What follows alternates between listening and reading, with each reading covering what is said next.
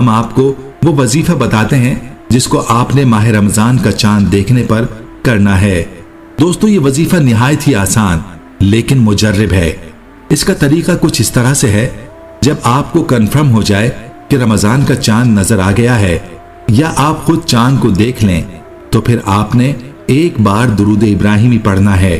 اس کے بعد 21 مرتبہ سورہ قدر اور 3 مرتبہ سورہ فاتحہ کی تلاوت کرنی ہے، اور آخر میں ایک بار پھر درود ابراہیمی پڑھ لیں۔ اس وظیفے کو مکمل کرنے کے بعد آپ نے ہاتھ اٹھا کر اللہ کے حضور اپنی وہ حاجت رکھنی ہے، یعنی اپنے رزق میں برکت کے حوالے سے جس کے لیے آپ نے یہ وظیفہ کیا ہے، اور اس حاجت کے لیے عاجزی اور انکساری کے ساتھ رو رو کر اللہ سے مانگیں۔ انشاءاللہ آپ اس وظیفے کی برکت سے اللہ رب العزت آپ کو رزق کی فراوانی اور بے بہا دولت نصیب فرمائے گا۔ ایک اور بات یہ ہے کہ اس وظیفے کے لیے ضروری نہیں کہ خود چاند دیکھنا ہی ہے، یعنی آپ نے چاند کو دیکھا تو نہیں لیکن یہ خبر کنفرم ہو گئی ہے کہ چاند نظر آ گیا ہے تو بھی آپ اس وظیفے کو کر سکتے ہیں،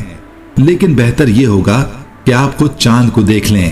کیونکہ شعبان اور رمضان کا چاند دیکھنا بھی ایک مستقل سنت ہے۔ اس وظیفے سے خود بھی استفادہ کریں اور اپنے چاہنے والوں کو بھی اس کے حوالے سے ضرور بتائیں، کیونکہ نیکی کی بات کو پھیلانا بھی صدقہ ہے۔